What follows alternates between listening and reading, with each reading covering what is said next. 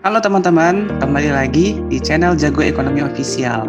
Pada video kali ini, kita akan membahas mengenai salah satu materi dalam mikroekonomi, yaitu tentang teori perilaku konsumen, ya, terutama pendekatan kardinal. Dan buat teman-teman yang baru pertama kali melihat channel video ini, jangan lupa klik tombol like dan subscribe supaya teman-teman tidak ketinggalan video-video terbaru dari Jago Ekonomi Official.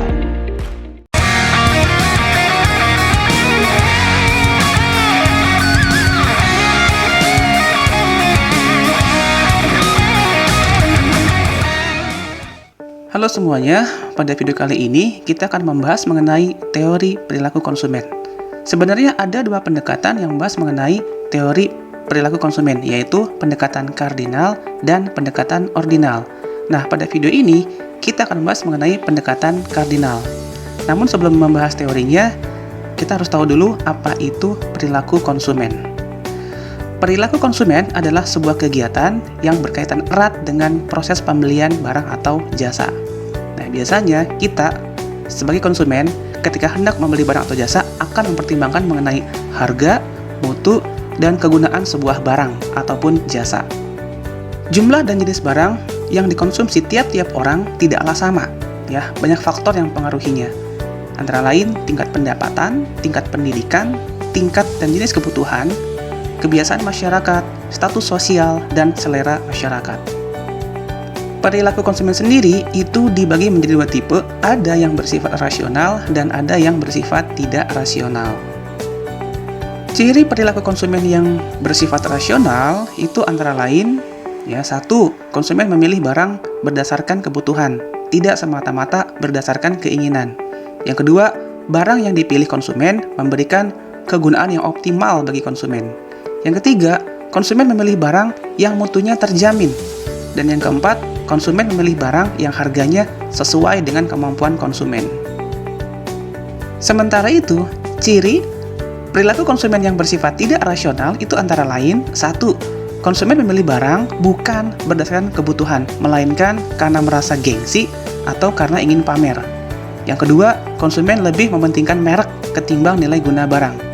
Meskipun banyak barang yang terkenal mereknya punya kualitas yang bagus. Dan yang ketiga, konsumen sangat mudah dipengaruhi oleh iklan dan promosi yang cenderung bombastis. Saat mengkonsumsi barang dan jasa, konsumen biasanya ingin memaksimalkan kepuasannya.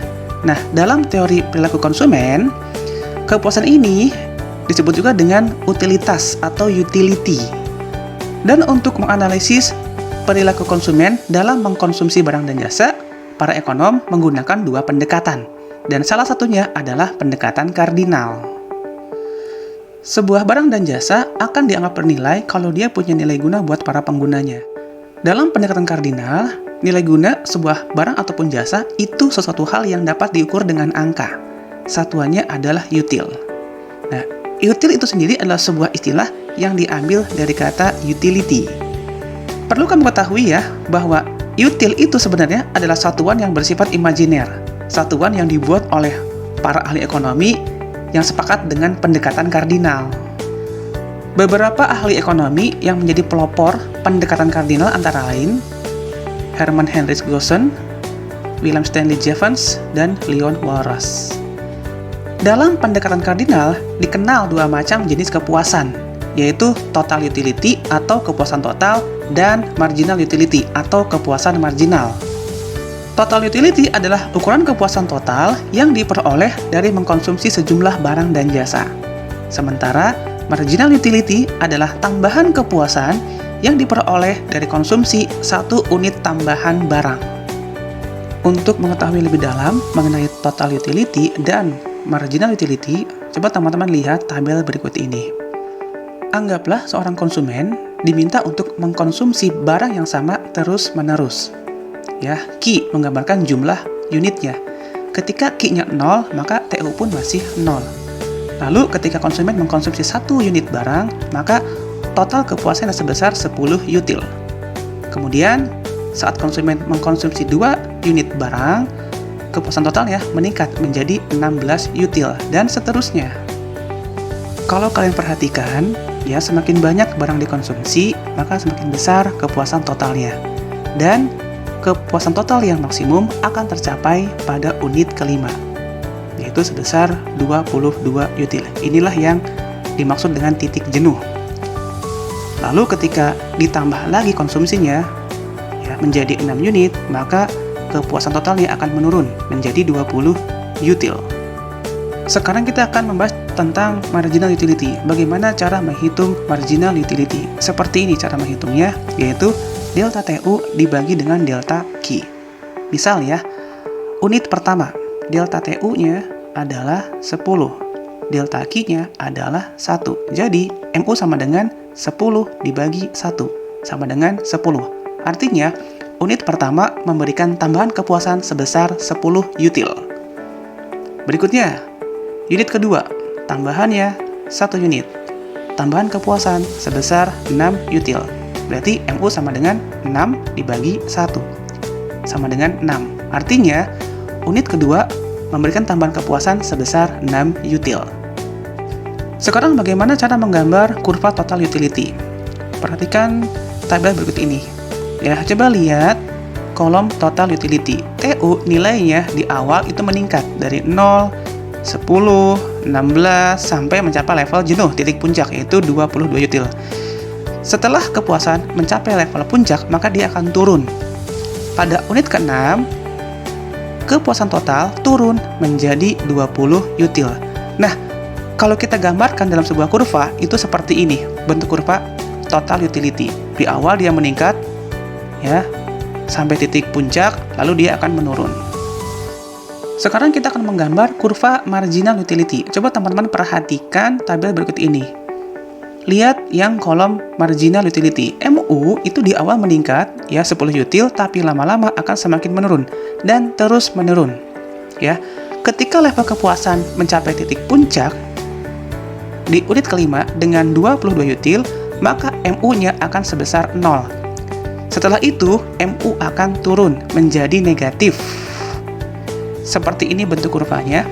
Di awal, MU masih tinggi, tapi lama-lama MU semakin menurun. Ya, setelah MU mencapai titik 0, maka dia akan turun menjadi negatif. Lalu bagaimana hubungan antara total utility dan marginal utility? Ini kurva total utility dan ini kurva marginal utility. Ada hubungan antara total utility dan marginal utility. Kalau teman-teman lihat ya, kotak-kotak biru ini menggambarkan tambahan kepuasan. Di awal konsumsi, tambahannya masih tinggi. Lama-lama, tambahannya semakin menurun. Ketika tambahannya mencapai 0, maka kepuasan total itu sudah mencapai maksimum. Dan apabila tambahan kepuasan sebesar negatif, maka TU akan turun. Nah, kesimpulannya adalah seperti ini. Ketika nilai MU itu masih positif, ini ya, unit pertama, kedua, ketiga, sampai keempat, maka TU akan naik. Lalu ketika MU-nya mencapai 0, maka kepuasan total akan mencapai titik maksimum. Artinya, kepuasan total yang maksimum ini tercapai ketika tambahan kepuasannya sebesar 0. Dan apabila MU itu bernilai negatif, maka TU-nya turun. Itulah hubungan antara total utility dengan marginal utility. Kalau teman-teman perhatikan, nilai MU tadi cenderung turun dan terus turun. Inilah yang dinamakan dengan Law of Diminishing Marginal Utility. Menurut pendekatan kardinal, nilai MU itu di awal tinggi, tapi lama-lama semakin kecil. Ya, artinya tambahan konsumsi untuk barang berikutnya memberikan tambahan kepuasan yang semakin menurun. Nah, inilah kenapa kurva MU bentuknya downward sloping. Ada beberapa syarat berlakunya the law of diminishing marginal utility. Yang pertama, konsumen bersifat rasional. Artinya konsumen itu berusaha untuk memaksimalkan kepuasannya. Yang kedua, lebih banyak lebih disukai. More is better. Artinya adalah bahwa konsumen itu lebih senang kalau mengkonsumsi barang yang lebih banyak. Ya, lebih banyak, lebih puas, jadi lebih disukai. Syarat ketiga, yaitu nilai guna marginal dari uang adalah tetap atau constant marginal utility of money. Artinya adalah bahwa tambahan setiap uang yang kita keluarkan akan memberikan kepuasan yang sama atau konstan.